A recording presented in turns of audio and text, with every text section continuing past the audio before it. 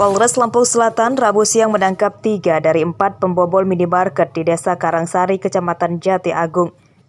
2 tersangka bernama Supri dan Sofyan alias Jojon ditahan di Polres Lampung Selatan. 1 lagi bernama Dendras ditahan di Polsek Jati Agung.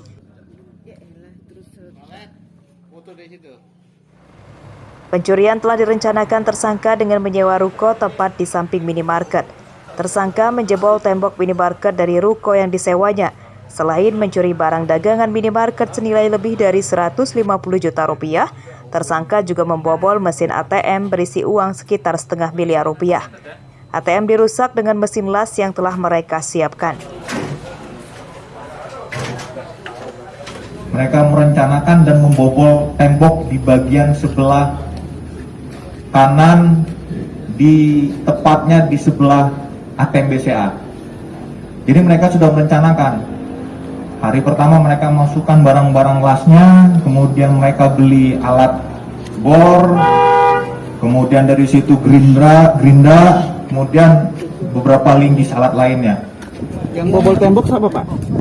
Andi, Pak. Andi, dari mana? Jababaya. Berapa hari itu ininya, bobolnya? 3 mingguan. 3 mingguan? Iya. Alatnya punya siapa aja tuh? Punya busir. Polisi menyita peralatan mencuri berupa mesin las, mesin gerinda, dan gergaji mesin. Uang hasil kejahatan telah habis dibagi dan digunakan untuk berfoya-foya. Polisi masih mengejar seorang pelaku lagi berinisial A. Para tersangka terancam 7 tahun penjara. Hari Susanto melaporkan dari Lampung Selatan.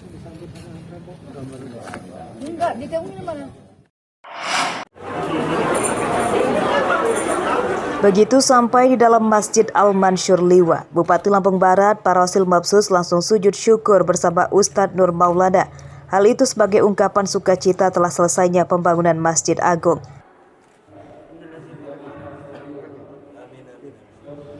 Pemkab Lampung Barat berharap Masjid Agung yang baru diresmikan bisa digunakan untuk sarana ibadah masyarakat sehari-hari dengan baik, serta mengajak sama-sama menjaganya.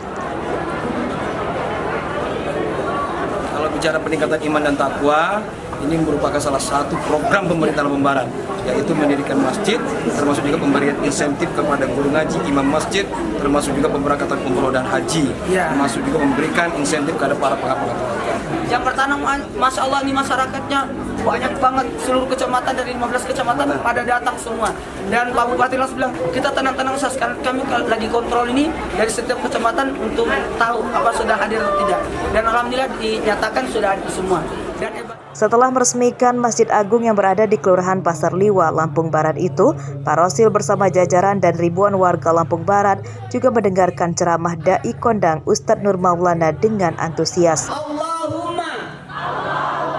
Ini Masjid Al-Mansur ini sangat luar biasa bagi kami sekalian mendengarkan siraman rohani untuk menyambut ini Ramadan dan juga pembagian insentif guru ngaji dan marbot.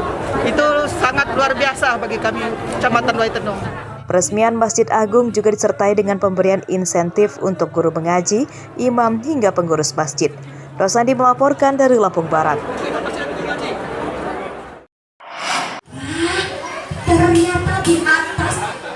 Dinas Pendidikan Lampung Utara mendirikan Kampung Dongeng bekerja sama dengan salah satu yayasan sekolah PAUD di Kota Bumi. Kampung Dongeng untuk memberikan edukasi belajar yang tidak membosankan.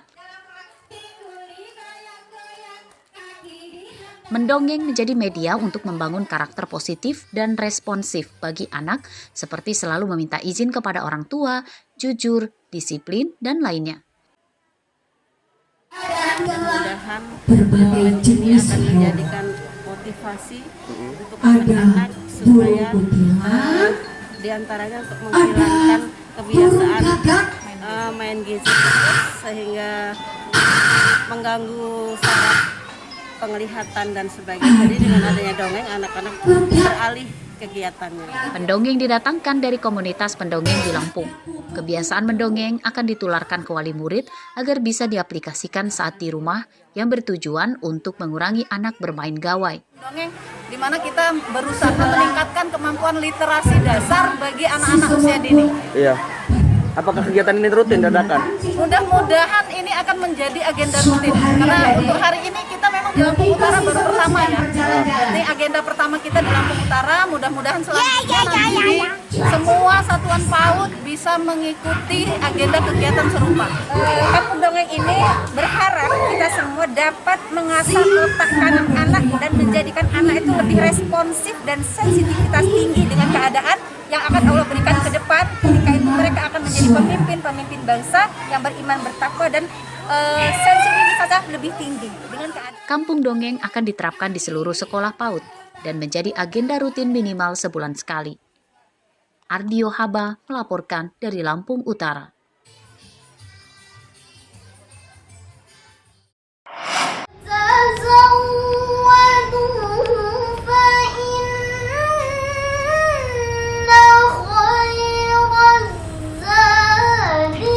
Selama bulan Ramadan 1443 Hijriah, ada satu tayangan menarik yang disiarkan Ajwa TV bekerja sama dengan Liputan 6 SCTV, yakni Qori Qoriah Cilik Indonesia.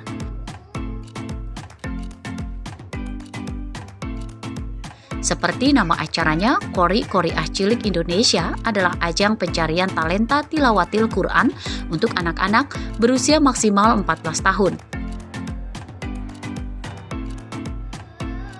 Salah satu peserta yang lolos ke babak penyisian asal Lampung adalah Ananda Az-Zulfa Arifia Ayatul Husna, Qori dari Kelurahan Iring Mulyo, Kecamatan Betro Timur, Metro. Gadis cilik ini sudah sejak usia 3 tahun belajar mengaji dari sang ibundanya yang juga seorang qori'ah. Awal mula putri pertama pasangan Syamsul Februana Arif dan Ira Sofia ini suka dengan mengaji tilawah. Karena sering menemani ibunya yang mengikuti lomba, dari situ Zulfa bertekad ingin belajar mengaji tilawah hingga akhirnya menyabet berbagai juara lomba. Zulfa mulai belajar sama Umi, belajarin Quran dulu, karena waktu itu masih kecil, jadi baru belajar Quran. Terus mulai mengikuti lomba, coba-coba. Tapi saat pengalaman pertama itu belum mendapatkan hasil. Terus dipanggil lagi untuk lomba yang kedua, tingkat kota juga. Alhamdulillah, itu pertama kalinya mendapat juara. Menurut orang tuanya, ada cara khusus untuk mengajar sang anak, antara lain dengan membatasi bermain gawai dan mendorong terus belajar dengan aturan khusus hingga belajar dari beberapa guru. Orang tua Zulfa juga selalu menyemangatinya dan mendoakan Zulfa supaya bisa juara lomba Qori Qoriah Cilik Indonesia. Anaknya itu terinspirasi sendiri karena saya sering ajak untuk di momen MTQ, ketika saya tampil di MTQ itu saya ajak, kemudian dia bertanya kenapa, itu apa sih Umi gitu. Akhirnya saya ajak itu musabaqah tilawatil Quran. Semoga nanti Zulfa bisa seperti itu. Selalu mendukung apapun kegiatan Zulfa dalam hal mengaji, dalam hal belajar, khususnya mengaji. Itu saya terus tetap semangat, jangan patah semangatnya. Harus belajar. Apalagi Dua peserta terbaik di setiap episode penyisihan akan tampil pada babak final yang berlangsung setiap hari Sabtu dan Minggu pukul 12.30 pada bulan Ramadan mulai 2 April 2022. 3 finalis terbaik akan tampil pada grand final Qori Qoriah Cilik Indonesia yang digelar pada Minggu 24 April 2022. Andri Kurniawan melaporkan dari Metro.